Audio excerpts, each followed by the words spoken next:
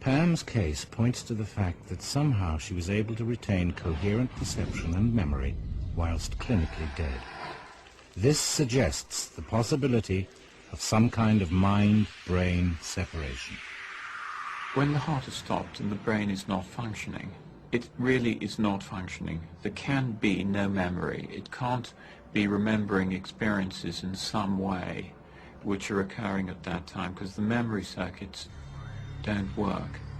So when the near-death experiencer talks about these memories of going out of their body and seeing the resuscitation process, it's difficult for our current neuroscience to understand how this could happen in using a memory system which is defined. And so one has to argue that in some way the information is retained outside the brain and then later on is fixed in the memory circuits.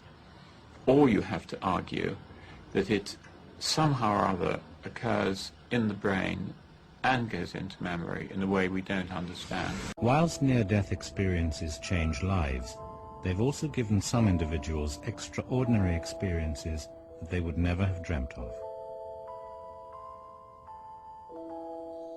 The most intriguing examples are of blind people becoming sighted for the first time. Vicky Nuratuk had been blind from birth. I've never seen anything, no light, no shadows, no nothing. A lot of people ask if I see black. No, I do not see black. I do not see anything at all. And in my dreams, I don't see any visual impressions. It's just taste, touch, sound, and smell, but no visual impressions of anything. In her early 20s, Vicky was involved in a serious car accident.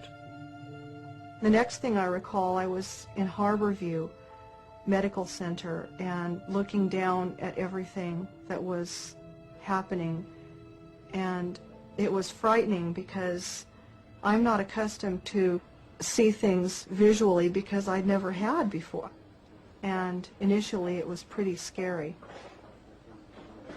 And then I finally recognized my wedding ring and my hair, and I thought, is this my body down there?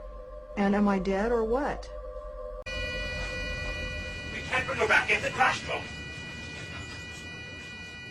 They kept saying, we can't bring her back, we can't bring her back, and they were trying to frantically work on this thing that I discovered was my body, and I felt very detached from it.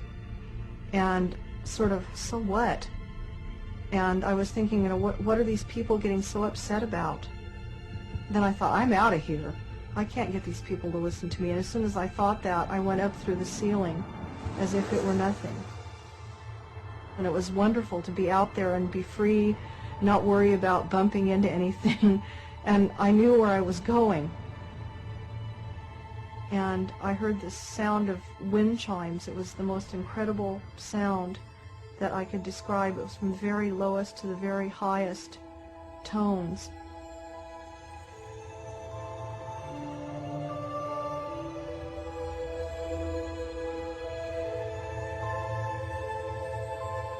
As I was approaching this area, there were trees and there were birds and quite a few people, but they were all like made out of light.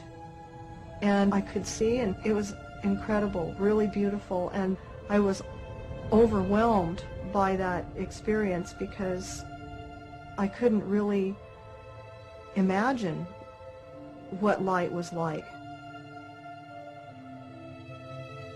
It's still a very emotional thing when I talk about this because there was a point at which I could bring forth any knowledge I wanted to have, and it was like this place was where all knowledge was. And then I was sent back, and then I went back into my body, and it was excruciatingly painful and very heavy, and I remember feeling very sick. I'm very thankful to have had this experience because it helped me in many aspects of my life, and it helped me to deal with things a lot more constructively than I might have otherwise.